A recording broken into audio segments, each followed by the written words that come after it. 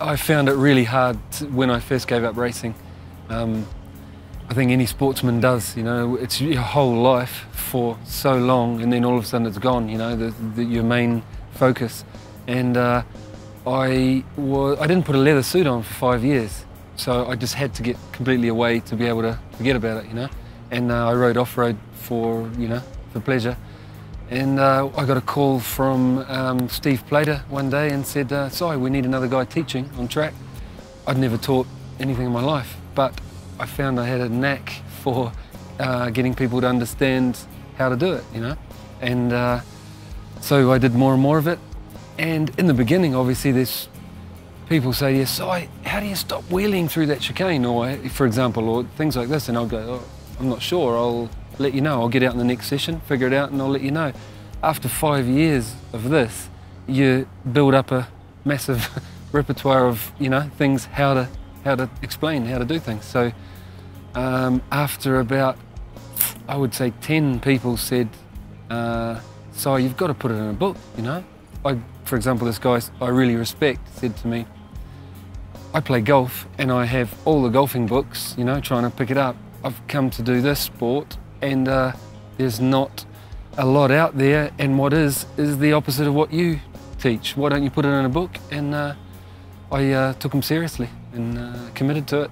I've basically broken the book up into the different skills you need to go fast, you know, and they are clearly different things, although they blur together, you know, changing one from the other when you're going fast.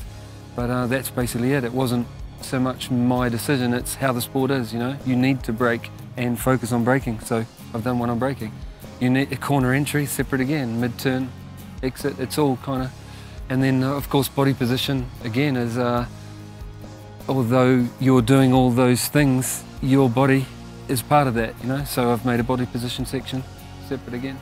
The whole idea of it is, you know, I've taught a lot of people, I think it's 550 plus now, individually, you know, one-on-one, and everyone needs different things, but to get going, you know, some people I'll be saying, take it easy, slow down, mate, you're going to crash. Other people I've got to go, come on, you know, it's like all different personalities, and they push in different areas. The idea with this book is to make it clear where to push to win time, where it's safe to, where you will win time, and where not to, you know, like you can, for example, you'll feel good on some areas of the track and you'll push there because that's where, but it's the other places that you win, that you're losing time, you know, that you need to win time on.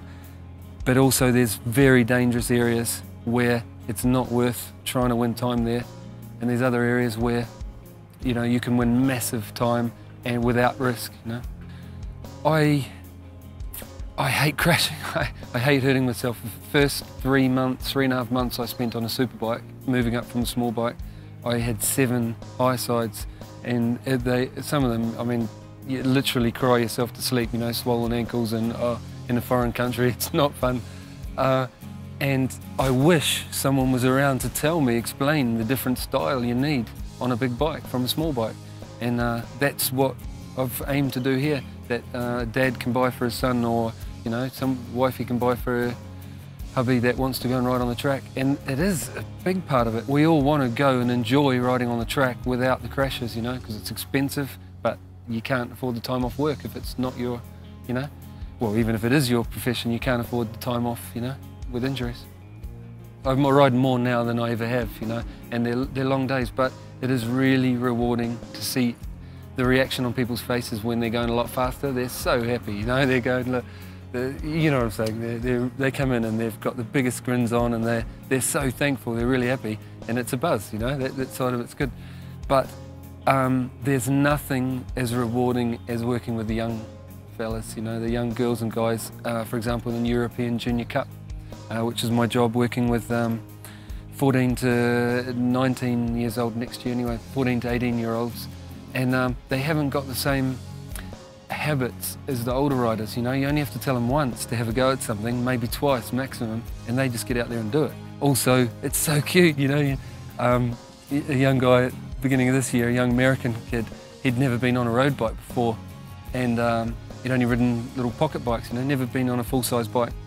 And I saw him out there. I was following him on track, went in a test, and was encouraged. Came in and said, "Look, I hope you don't mind, buddy. You're going well, but can you try next time out? Can you try this? You know, on corner entry, try this." And he's so shy, you know. His mum and dad want me to talk to him, but he's like, you know, just kind of looks at you like this. Then he gets straight out there in the next session and does exactly what I told him. I'm like, "Whoa, brilliant!" You know, that quick. And because they've got talent and they're keen, and they're not afraid to give it a go, you know, bang. Then I'll come in the pits and say, when he comes back in, and say, "You know, that was really good," and you get a, you know, back down again, and tell him something else. "Now you need to do something on the exit. Try this." And I'm talking within 3 or 4 sessions, he's going 10 seconds a lap faster. You know, it's unreal. 8 seconds a lap faster. That there's nothing as rewarding as that, I think. You know. I am not from, you know, the Northern Hemisphere, so all of the races, you know, from Australia, New Zealand, America, for example, have to end up living a bit like gypsies, you know, in a motorhome. I got tired of that after about 5 years. My wife and I did. We wanted a place to call home, a base. And if you're going to do all the paperwork to be based somewhere in Europe, why do it somewhere where the government wants half your money? So honestly, I came here originally for that, but I don't stay there for that now. You know, by the time kids come along, there's no crime here, good schooling, good medical, and the kids grow up with 4 languages, you know, Catalan, French, Spanish, and of course I've got English from us in part schooling. Secondly, after, you know, I came to Europe with the dream of chasing motorcycle racing, you know, and seeing what I could achieve. And the idea was, see what I could achieve, make some money, go home, buy a house, you know, like most young people think. But after 17 years, home's not home anymore, you know, you end up building a home in Europe. So that was an easy decision in the end. Okay, no, that's not true. It was a difficult decision, but it was clear that we had to stay here, you know, for work and for the advantages for the kids. The other boys the same, you know. They've come here for the same reason originally, but then realise how cool it is. And I think it's hard to leave your home country otherwise, you know. You need to kick up the butt to do it, you know, like some big reason to go there. Andorra, if you don't like outdoor sports and stuff, it's not going to be for you. You know, once you're in my position, having a wife and kids, and I love outdoor sport, you know. I'm from the middle of New Zealand, middle of nowhere, you know, sheep farming country, cows, you know, sheep. I can't cope with full-on city, you know, and this is a bit, you know, best of both, and loads of outdoor.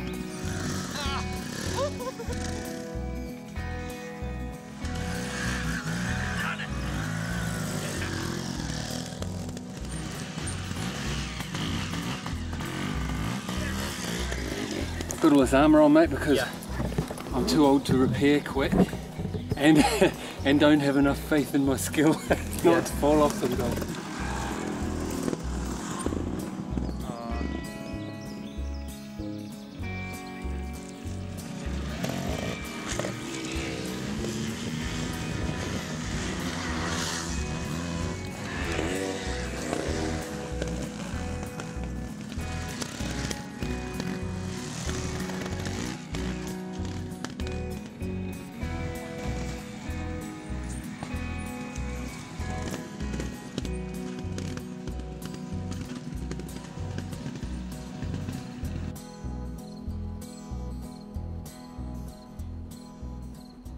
That's the way to spend an afternoon, isn't it? It's fun, isn't it?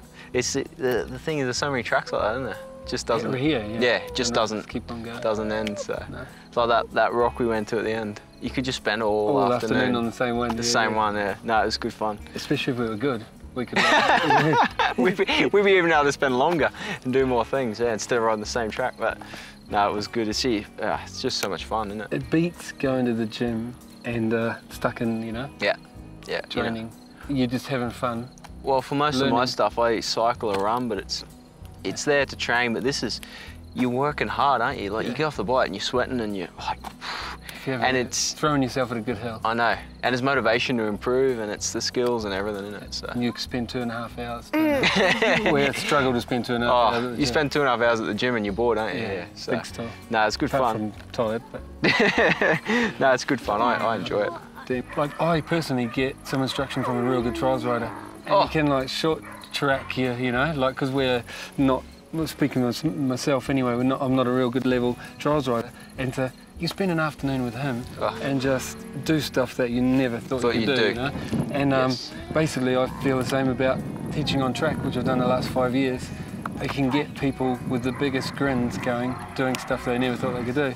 And I basically wanted to know what you thought of the. Well, you know, I reckon even at the road racing level, I won a world championship in Supersport and runner-up in World Super. I've won a lot of races. You don't stop learning. No. You know, I could talk to you and learn things that you do different to me. I could talk to Leon, I could talk to Broc, but it's also watching but getting instruction, you know. If I went out on the track with you, you'd be able to pick up points that I do bad habits or see little things, you know. So I reckon you never stop learning, you know. And the first person, my hero, that said that was Mick Doohan, you know. He said, you never stop learning on a motorbike, and you don't. And I think instruction, you know, if you can get out there and ride faster, safer, that's what it's all about, isn't it? So. Yeah. Hey, buddy, thanks for the awesome day, eh? Appreciate it was fun. Yeah, I'll come for a ride anytime. Yeah. Let's do it again tomorrow. Thanks, Izzy. Let's do it again tomorrow, Izzy. Sounds like fun. If the weather's always like this, I'll be out every day. Cool.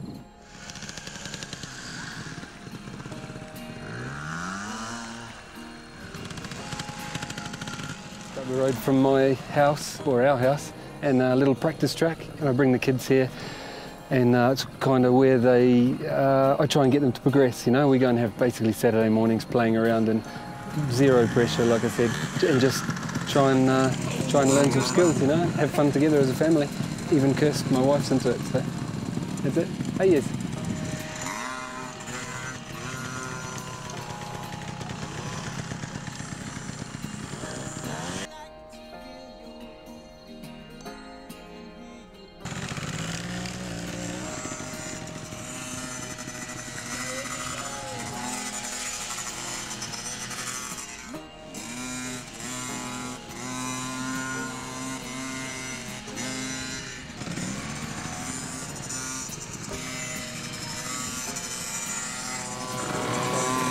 Tell you about Izzy one time. We did go to a local motocross race, and she's the one that wanted to go. You know, I don't take them unless they want to. And she was riding along after the event, having a bit more practice. And she's riding along on a really straight, easy section, and she goes, wobble, crash. So I ran over there and picked it up. I said, "What happened, Izzy?" And she goes, "Daddy, I sneezed." So she's riding along in the straight, goes like, brilliant.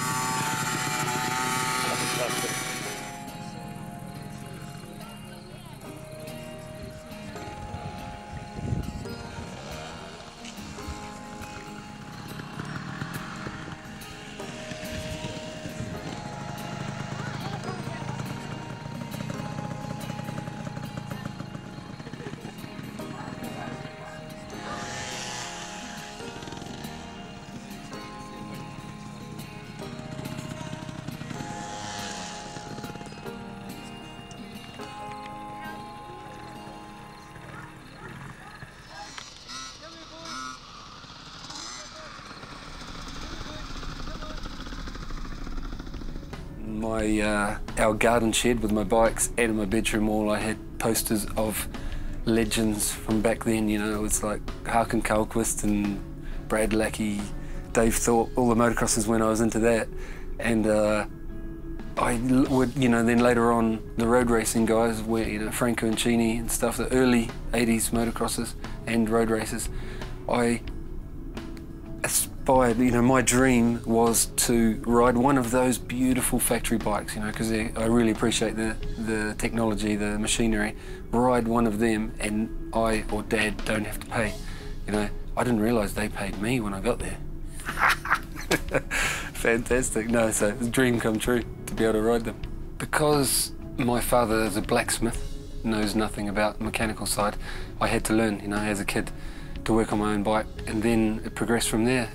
Worked on my own race bikes, motocross bikes, and I eventually got an apprenticeship as a motorcycle mechanic. So I did my training as a bike mechanic as I was racing at the same time, and then eventually the racing took over and I stopped working on them. But after I finished racing, retired from racing, I worked as an Öhlins technician, doing all the tests and all the races, MotoGP, 250 class and the big class, and learnt a lot about the suspension side with those guys because they've got so much knowledge. Majority of the road racing motorcycles are on their suspension, so they've got a massive pool of information. Working as a suspension technician was a really cool experience, and it wasn't difficult for me because I already had a good grasp of the technical side from, you know, doing my trade as a bike mechanic, and then spending all those years professionally in that huddle of guys, you know, in a race team garage. For example, when the rider comes in, as the rider, you're talking to the race chief mechanic, who tells, you know, who makes the decisions on the bike and tells the mechanics what to do exactly, and the tyre technician, the suspension technician, and the computer guy, rider, all of those guys in a huddle. I've been in that huddle for, you know, 13 years professionally. All I was doing basically was moving sideways to be the suspension technician, so it wasn't intimidating. I knew exactly what was going on, what sort of stuff, you know what I'm saying, felt really at home. It was great guys to work with as well. So I could hear a rider complain about something and go, oh, I've complained about that before and it was this that fixed it, let's give that a go, you know? So it went from there. Knowing how the mechanical side of the bike works, or what changes make what, it makes it easy to recognise a problem that a bike's got. For example, if it won't turn, I've got a good idea what to do to help it, you know? Whether it's, you know, like balance of the bike or tyres, for example, they make a big difference, profile of tyres, so yeah, you know, quickly to make it in the ballpark so you can ride it, yeah, it does help. Otherwise you can spend a lot of days riding, trying to fight and, you know, trying to compensate for something that it's easily fixed. Believe it or not, when I got on Dunlops, my riding developed. I rode better on them, and I changed my riding to suit to get the most out of them. When we changed right at the peak of my career, changed to another brand, I couldn't, I was like a second a lap slower than I was on the Dunlops, and I couldn't, you know, second a lap slower, 20 seconds at the end of a lap, you know, just made me uncompetitive. And as hard as I tried to change to suit these tyres, I was obviously a bit old and set in my ways, like I've spoken to before. I couldn't, you know. So that was it. I was on the downhill slope from there, but not being able to change basically to suit the tyres. My whole racing life, since probably what, 12 years old, to get to somewhere like that, and then yeah, 1 minute the team manager's kissing your butt, you know, saying what do you want, and you know, you're wonderful, to Simon, it's easier to change the rider than it is the tyre brand, you know.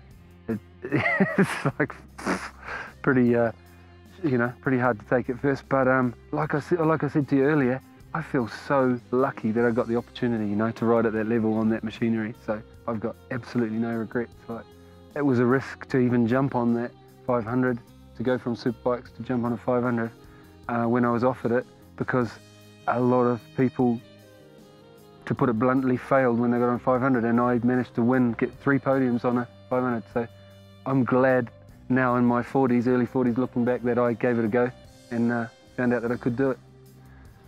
When I stopped racing, I imagined that something else would come along that I was just as passionate about, but I found out after a few years that, you know, it didn't happen. I had to I'd have hobbies and that, but I didn't find anything to replace it. And I've heard it's quite common, you know, with other sports guys giving up. But I got right into the off-road side because it was a challenge physically and skill-wise to try and get up these hills, you know. And so I got right into enduro extreme, basically, and I went in scouting. I raced Red Bull Romaniacs for a couple of years, and I managed to win the expert class, which is not the best, you know, the cream of riders, but it's like sort of the next level down, and which was fine for me, you know. It was a first enduro competition that I'd ever competed in, you know, like I'd done it the year before, and then the second year I managed to win it. And did a deal. I thought, I don't want a competition so much, I just like riding in the mountains, you know, I'm over competition. And so also with the competition side, you don't get to stop and smell the roses, you know, you don't get to stop in a place like this and go, wow, look where we are, chat to the locals. So I did a deal with the organiser of Red Bull Romaniacs, Martin, to make day 2 and day 4 of the race, which is 200-kilometre loop. Find it, mark it, clear it, speak to the officials about where we're going to cross roads and rah-rah. It's about a month worth of riding and work there, and thoroughly enjoyed it. Come back really fit, you know.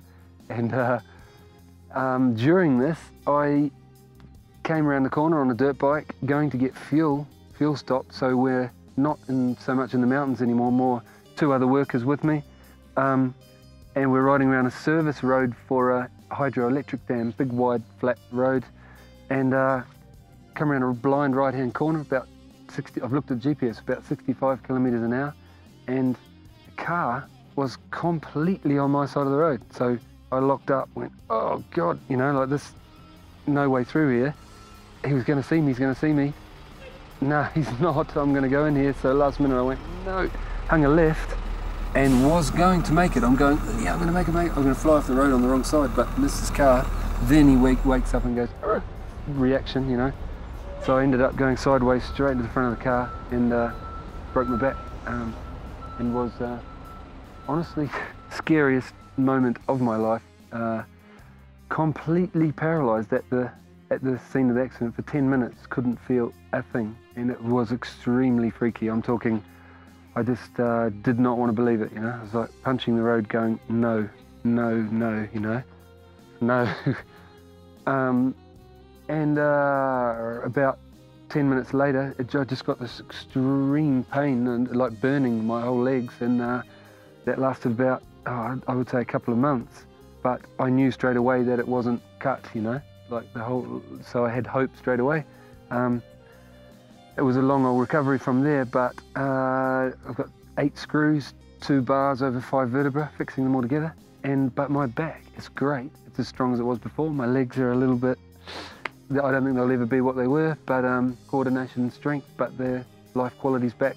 And it's made me a better dad and hubby, I think, because of it, because it made me realise, looking at wifey and kids while I'm in a hospital bed, the 3 most important things in my life, and here's me chasing all this other rubbish, trying to find out what is important in my life after racing, and it made me realise what was. So I think good things come out of bad things as well.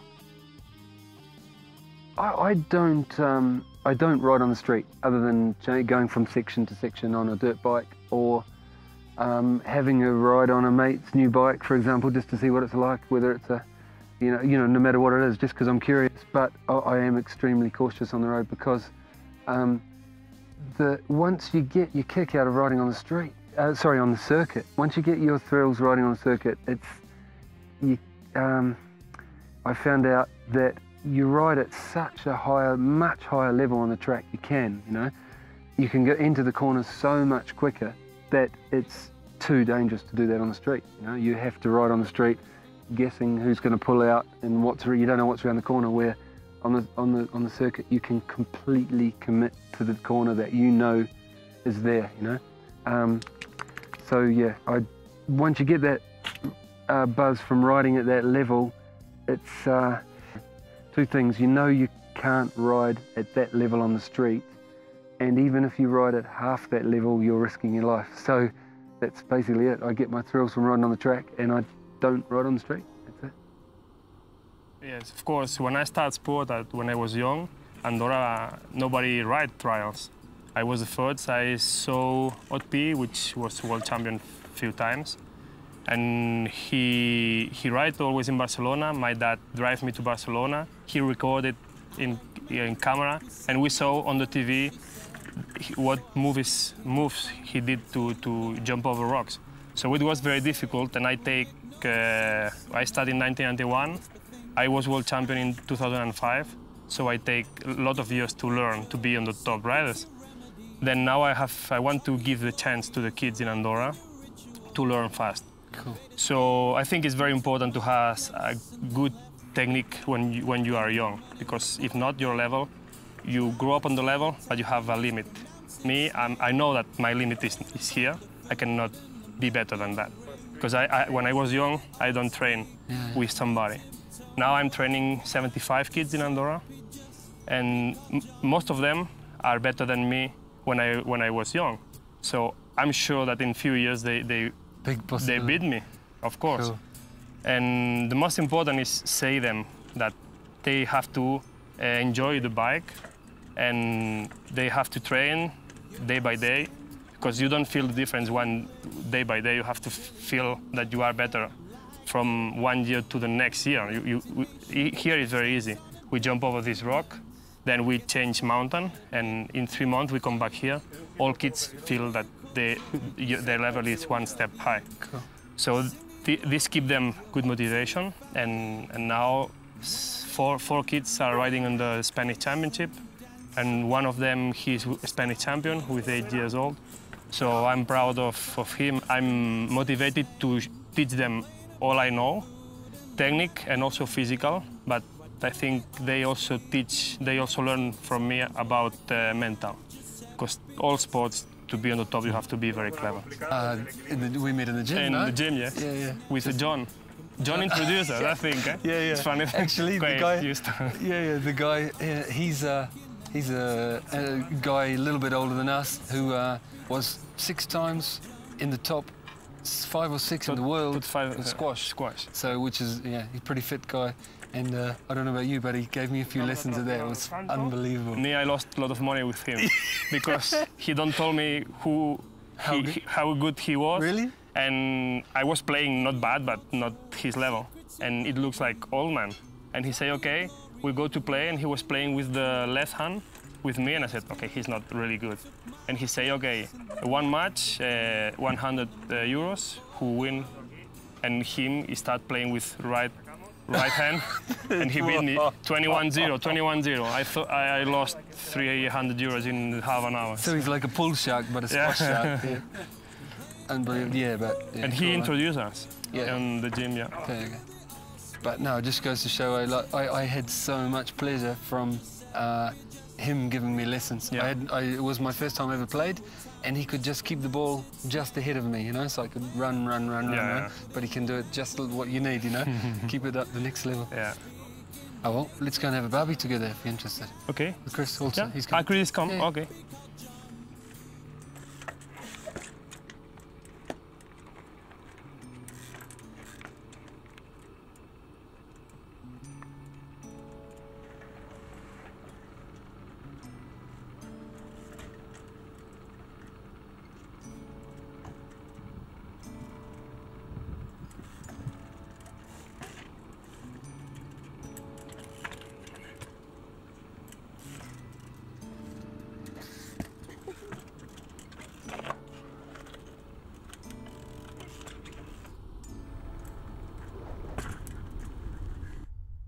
I ended up here because Dad has been over here a lot this year, and he has got his own business. He needed to go home and start working.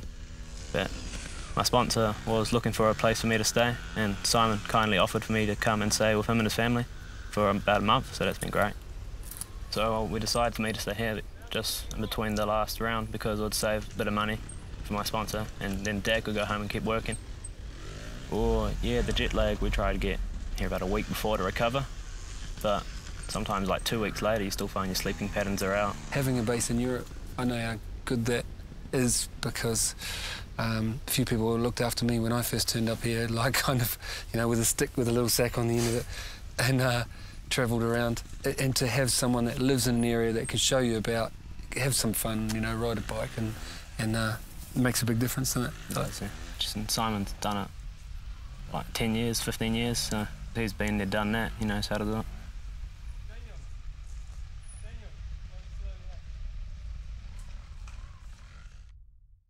It's, we call it the old green van, you know, and the kids say, oh, can we go up to the old green van and play? We're like, yeah, we know they're safe, there's no cars, and it's where they can pretend to drive a van and throw a knife at the tree, shoot some cans, play in the swing, do, yeah, whatever they want to do. Freedom, I suppose. I suppose it's like I grew up and I wanted that for my kids as well, you know. Grew up in more isolation than this, but that you don't have to protect the kids all day, every day, you know. You let them run free a bit.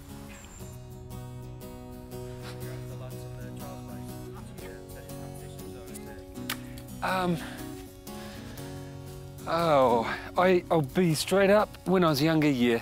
I mean, it always is. It's basically a competition with all your mates, you know. But now I ride at a reasonable level. I can ride everything they do, and I care more about them enjoying themselves. Straight up. I think it's an age thing. You get to the point where I'm just having a good time. I hope they are. I want no one hurt. We just have a good time. I'll even make sure they don't feel if they don't get up something, you know. Straight up, I don't know why. I think it's just getting old. Don't care anymore, you know. As long as we're all having a good time. Don't get hurt. Yes!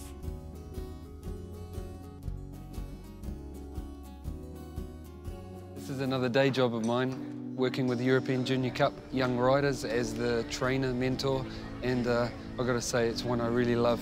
It's working with riders from 14 to 19 years old, and it really is fun. Like, it's rewarding because no bad habits. They're young, like a blank canvas. You know, whatever you tell them, they literally go out there and do. You know, with lots of enthusiasm. So it's, like I said, really rewarding. Also, at European Junior Cup, the riders are all on equal machinery. It's identical. You know, they freight the bikes around, and like I said, rewarding for me because working with the riders, when you see them improve, like the track day riders, when you do get them going, they're so enthusiastic, you know, and to see the young kids come back in with big grins on their faces, you know, and their parents happy, it's super good.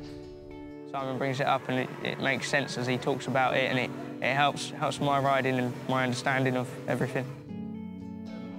We wanted a rider who'd obviously ridden at the highest level because the objective of the series is to put the kids in the World Superbike arena.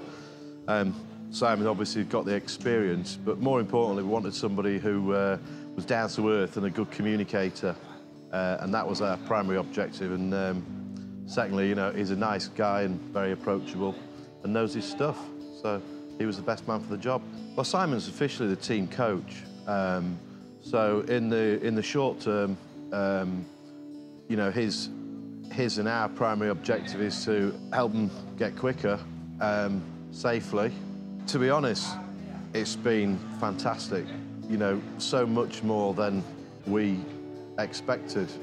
You know, I mean, really I wouldn't be exaggerating by saying, you know, as far as I'm concerned, as far as we're concerned, we've got a group of young professionals now from, you know, how it was at the beginning of the year, which was, you know, a load of kids from all over the world who enjoyed riding bikes, and everyone gets on great, and they're very professional. You know, Simon's always stressing that they can go quickly, more safely, and that's proven itself by the very small number of crashes that we've had this year as a result of the good advice. There's two guys I really believe in lately, you know, since I got back into racing and watching, and the other one is this man, Gino Rea. Yeah, you know, ever since we first met at that track day, and I started speaking to you, and you know, you've been full of compliments since, and for me it's a massive confidence boost, and it makes me feel good as well that, you know, it's sort of my riding and talent and what I'm doing is recognised by someone with like the standards as high as you, and you know, you've been at the top of your game and you know what to look for in a rider. And it really helps me, and you know, times like today when you're struggling in that, and you come across with the compliments, and you know, you exaggerate on the way I ride, and it helps me definitely, like mainly with the confidence and extra motivation to go out there and carry on doing what I'm doing and progress through the ranks, and one day be the Simon Crafar. Hey, Gino will be. He'll go better, man. He'll get. I only got 10 podiums in World Superbikes, mate. You're going to blow that out of the water. I reckon he'll be the next year or couple of years. I'd say within 3 years, he's going to be on the podium World Superbikes. When I started racing, it was straight into European Superstock level, and The only person that really helped me out at the time was my team owner, Andy, and never really thought about having any sort of private tuition from, you know, another rider. Never really... It's not really done, eh? That's a crazy thing. I was about to say, you wouldn't know where to go to... No, exactly. It's not available, is it? No, it's not, yeah.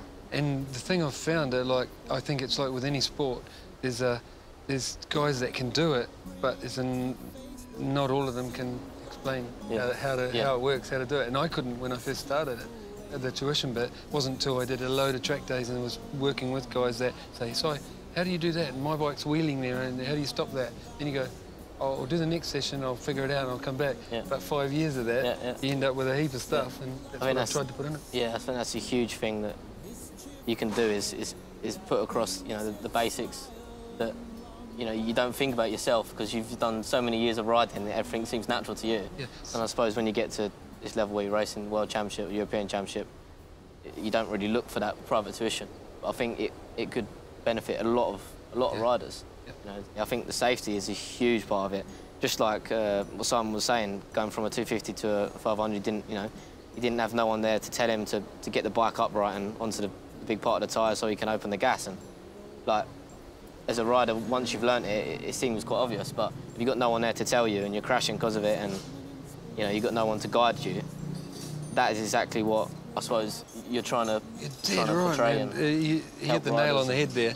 Is it's getting it up onto the fat part of the tyre and up off the edge. Yeah. And how you think as a rider is you think to go faster I've got to open it earlier, but it's actually the reverse. You know, to go faster you've got to be patient, wait, get it turned more up, and you win more time with the engine into that big tyre than you do by carrying more speed and opening the throttle earlier. And when you first get on and you're young, you don't know that, so you just go and open it and this it just flies. Horrible. I had a few sleepless nights with big ankles and what am I doing wrong? Yeah, I think that's going to be one of the, you know, it's not just helping riders progress and get faster and faster, it's the safety thing as well. Yeah, bang on. Yeah, it's going to be a huge part of it. Cool. I'll be looking forward to watching it myself. Thanks, buddy. Thank you very much. I'm at Magnacour working with the European Junior Cup kids and going to go and have a chat with my mates, Leon, Camier and Broc Parkes. You know, like if you got someone out on the track that has raced bikes, is a coach, knows what, you know, it's not just like technique on the bike, body position, but to see like set up like what guys are doing with gear changes and how they're doing different corners. And, lines, you know, I think lines and... Yeah, what their approach to a corner is, if they're just trying to go for exit or trying to get good on the entry, or there's always a balance to a corner, isn't there? Someone that can, and a coach can see that. And, you know, even when like a coach goes out and he can see like engine break into the corner and stuff like that, he's like, oh man, your thing's just swapping into the corners, and, you know, like could be because the bike's set up or you're not getting ready from the last corner and it's not, you're not putting them two corners together line-wise. There's a lot of things that can definitely help you over a race weekend. I think that sometimes it's overlooked when you get to a top level as a rider, you think you're like in yourself because you're in the World Championship and you're near the top, that you're like already, that's the maximum you can get out of yourself. But there's still like so much more that somebody helping you can get out of you to make that next step. Awesome. Because I think that we all think that we're already there when we're not quite there. The simple thing is, there's instruction and coaching in every sport apart from road racing. And why is that any different? It's still a sport, and you know, people that have been there and experienced a lot of stuff can give you feedback basically on what you're doing. And do you know what I mean? Like Tiger Woods' coach isn't as good as him at golf, is he? So, but he can still see what's going on and pick out things that you can try and change. So there's definitely a lot in it. For So you're saying even though I'm crap, I should be able to help someone that's going right? Yeah. Thanks, Leo. Yeah, it's brilliant. We put it together nice, No, I know what you mean. It's bang on. I can't ride anything as fast as you anymore, that's for sure. But yeah, I've had a go at riding at a good level. I don't know. You've raced at the top of the world like championship. You've won races in GPs. You've been on the podium. Superbike, same. Plus now you've been doing the ride days like as a sort of retirement thing, and you've seen both sides, from race side and track day side, from beginners to medium level to wanting to go racing, and you work with a lot of people. So I guess from your side, that you've seen things that you want to put back into this sport and people that want to get into motorcycle racing and track days. And I think it's like really good that that you're doing this and showing that people what your knowledge and being able to put that to them and being able so they can put it onto the racetrack. And it's really good. Yeah, having a view on having that knowledge basically and experience transferred to someone that's just learning. It's like it's difficult to value it. Like for someone who's only just starting to be told from someone who's been at the highest level in the sport and won at the highest level in the sport, how do you value that? It's like it's so good. It can only be beneficial, can't it? I wouldn't put a definition of a coach on anybody around me, but my father's been there from me in the early days. He was, not as accomplished motorcycle rider as Simon, but rode to such an extent that could pass on his experience. Experience is something you can't buy. It's like if I could bottle up what I have and put it in a bottle, it's still not as good as what like Carlos Jack or Max Biaggi has at 40 years old. And sometimes it'd be nice to go out and buy that from the shop, but you can't. So I'm forever learning. But in the early days for me, it was like my dad. But we still have my team manager, Ronald. Sometimes my girlfriend's out on track with just a camera. And even from that footage, then I can kind of look at what other riders are doing better, and if they look better there, how I can adopt that, exit speed or... Fantastic, man. That's super cool. Kind of, doctor my own style. Like you say, you can't buy experience. I'm 24 years old and won loads of World Superbike races now, but still don't have that experience to do it every weekend. Or there's things that I'm sure Simon would tell me after a beer or two, what he can see wrong in my riding style or whatever, but it's something I can't see. And it's only when you have, like you say, a coach around you that's constantly looking out for your best interest that they can improve. Like you can improve yourself as an athlete and as a motorbike rider and take yourself to the next level. From my side, man, I'm proud to have Johnny sitting there talking to us. He's a gent and a legend, when it comes to riding the bikes. And he's, like you said, he's only 24. He's got another 10 years minimum if he retires early. He's going to do some special stuff in the future. He's already done that, but.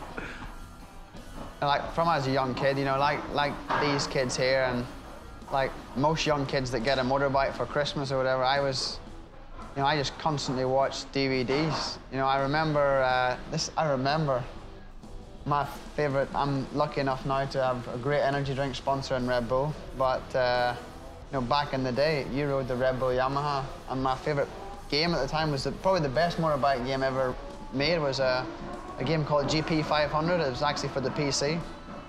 I used to play with Simon Crafar all the time on the PC, pretending I was a GP legend, and it's that's like the ultimate goal, to go there, and obviously something that Simon has experience of, and I'd like to say that just like Simon, I'd like to have the pub chat with my grandkids in the future. Like old boy was a GP star. I've raced with some of the best in the sport. I can only give my advice. I was like a young motocross kid, and I loved it. My father wasn't a great motocross rider, and I wanted to be Jeremy McGrath. He was my idol, and I got a DVD one time. I remember it to this day. It's called Watson's Way by a guy, Dave Watson, and there's so much, some guy can tell you at the side of the track, but it goes in one ear and out the other. But, when you've got some experienced guy that's accomplished a lot in his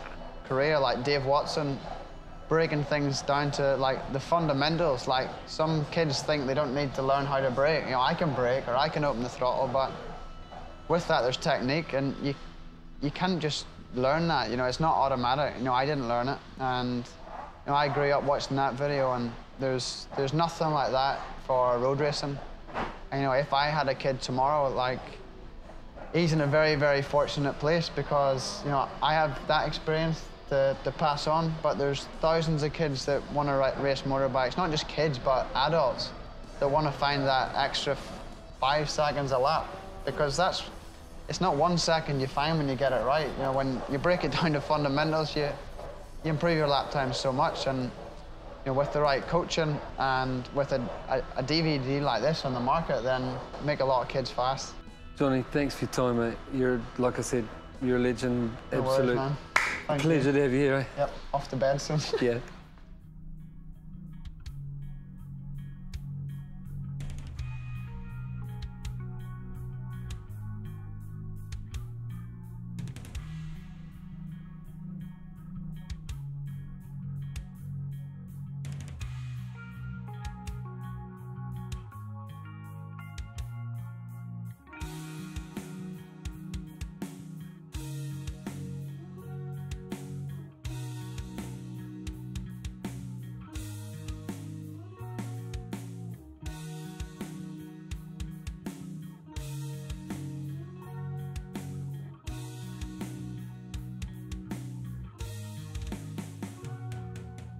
It's basically been set-up day, and I've got to say I'm feeling a bit ragged running around trying to remember everything, and all my good lads are helping me out. Awesome there. I've got to say I'm extremely proud of how it's all coming together. Like, as you can see, it's looking pretty good in there, both bikes and garage-wise, and everyone that supported us product-wise has delivered, and like I said, proud how it's looking. It's standard track day. For me, when I've been teaching at Aragon, it's a lot simpler, you know. I just turn up with my box trailer with, you know, behind my van with all my kit in it, ready to go. It's already prepared. I just wheel it out, talk and concentrate on helping the people. Where this one, we've got 4 different bikes, all being prepared right now. We've got all of the equipment that we've seen for the first time turn up here, and trying to coordinate it all, you know, what goes on what. I'm riding 1000, that's my bike, and we need 1,000, another 1,000 to be able to stay with it as a camera bike. And then we've got a 750 and a 600 supplied by Suzuki, you know, all of them. But to just have the whole range in there, plus the 750 is such a nice bike to ride, everyone wants to ride it. That's basically it. So in the main bikes in the film, there's 750, 1,000 and a 600, but we need another 1,000 as a camera bike. That's basically it, to be able to stay with mine. I think we're going to be doing different sections of the track at a time, so it's only, you know, it's relatively easy to stay with someone even quick just for a section, you know, and do that, and then concentrate, slow up a bit, concentrate on that section again. I think that's the best way, and to keep it safe. If you have to push for, say, 4 or 5 laps, 100% all the way around, there's a higher risk of it going wrong as well. We've got Dean, who's kind of rescued us at the last moment because a camera bike rider, he's had a health issue, so he hasn't been able to come.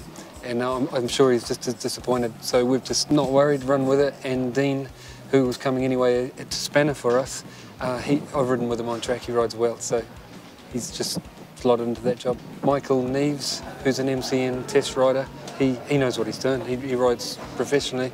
And who else? Ryan, who has supplied us all that beautiful looking garage. He's riding, you know, he does track days regularly, used to race, and knows what he's doing, so that's all the riders. You know what? I think my buddies helping me out are enjoying it more than I do, because I haven't had a chance to sit and enjoy them, you know. I've been going, yeah, that needs to go on that bike, that needs to go over there, yep, you know. So I haven't even tried my brand new leathers on, so they're still sitting in the box. But I've been looking forward to them for months, because it takes a while to get things delivered from Italy. It really is, it's the proper garaging for a race team, yeah. And that's Ryan sorted that out for us. He believes in the project. It made us look better, you know, look more professional. A good night's sleep, so I don't look so, you know, haggard. And then tomorrow morning we'll be here. Hopefully those bikes are all finished and looking ready. My new leathers fit, and I haven't got too big since they measured me. And we haven't got the track tomorrow, but we're shooting around the garage and doing stuff that we can do, like static shots that we can do for the book without being on track. Get those done, and then the next day on track.